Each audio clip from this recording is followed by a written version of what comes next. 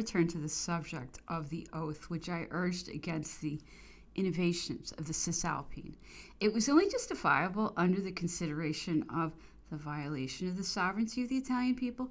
Beyond that, as the orators of the Directory observed, the diplomatic question was alone to be considered, and even in admitting that the intervention of the French government was violent, the question should have been argued privately and in a secret committee. The noise made upon the subject only increased the evil by encouraging the party, unfortunately too numerous, that had arisen in Italy against our ambassador. In fact, although the Directory were in the wrong for having so awkwardly chosen the time for its innovations, it was wrong of me to have accused them violently, and the council acted wisely in passing to the order of the day. The specters of discord and aristocracy figured in my discourse. In speaking of discord, I expressed a very clear idea, and unfortunately I spoke only a melancholy truth. But what did I then mean by aristocracy?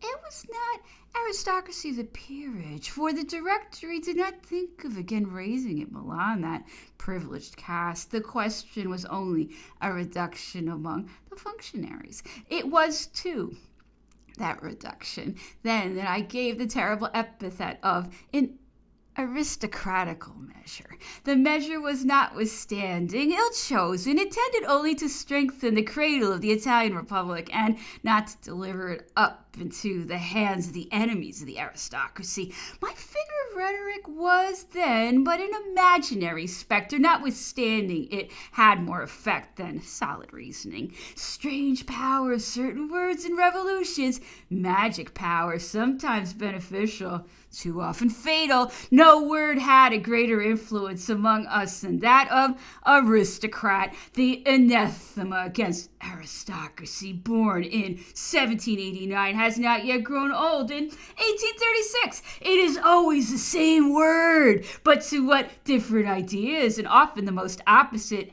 have they not been applied? In 1789, it indicated the defenders of the abuses of the ancient regime, the blind partisans of the reunion of all the powers in a single hand. And since they have transferred it in turn to the wisest defenders of the liberty of the new regime, and to the enlightened partisans of the division and equilibrium of powers, the ministers of Louis XVI, Necker, Malherbe, and Roland Bailly, and Lafayette, the feuilleton, the Girondins, the moderates, in one word, all those who were overthrown received in turn that cruel epithet.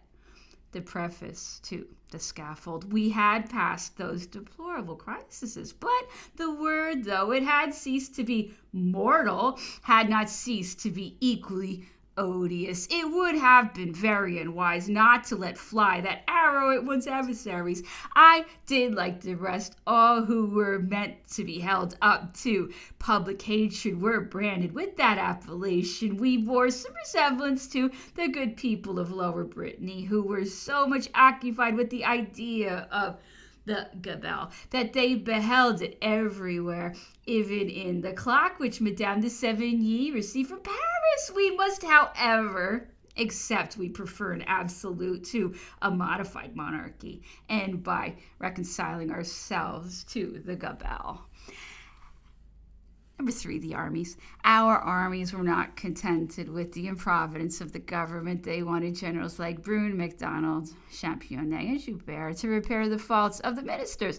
They would have attained if they had arrogated to themselves, as Napoleon had always done, the supreme direction of the military administration. They attempted it, and Championnet caused even some evil commissaries to be arrested and opposed him. But that which had succeeded with Napoleon did not succeed with the others.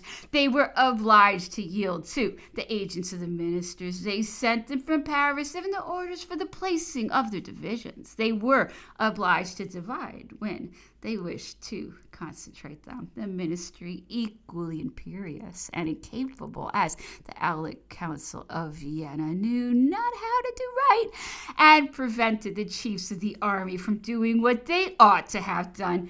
It was thus they prepared for a new campaign. In the meantime, 1,500 Frenchmen, conducted by General Humbert, had landed in Ireland. England, in alarm, dispatched 20,000 men against that handful of brave soldiers. The disaffected Irish joined our standard very slowly. The news of the descent upon Ireland was hailed by all the parties with enthusiasm. This triumph, which was destined to be short, was completed at the end of the month by the official announcement of the landing of Napoleon in Egypt. The taking of Alexandria had raised the public confidence, and the council declared that the army of Egypt had merited the praises of the country. The glory of Napoleon reflected sufficiently upon his brothers to make me easily forget my legislative defeat of the Cisalpine. That glory was like the shield of the mighty Ajax, beneath whose shelter the archers had rallied. That shield high as a tower.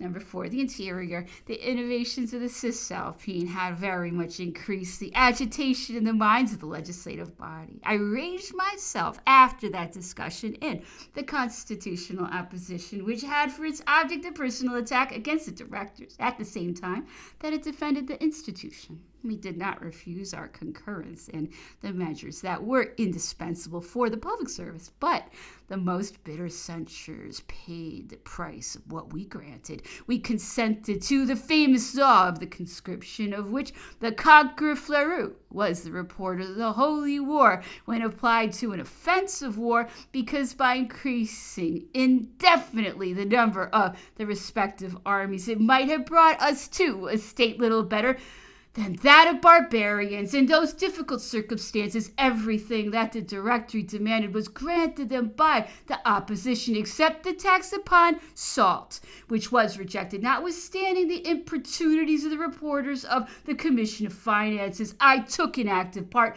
in this rejection. A tax which affects those who possess nothing has ever appeared odious to me, and contrary to the ends of all good government. Let us reestablish as far as we can an equilibrium in the difference of fortunes, diminish as far as we can the distance between the rich and the poor. It was in vain that they professed all those fine doctrines upon the superiority of indirect taxation, those taxes which reached him who, having nothing, owes nothing to the state, are therefore unjust, and when they touch objects which are of primary necessity, as salt, they are infamous. We admired the economical dissertations, but we rejected the tax upon salt.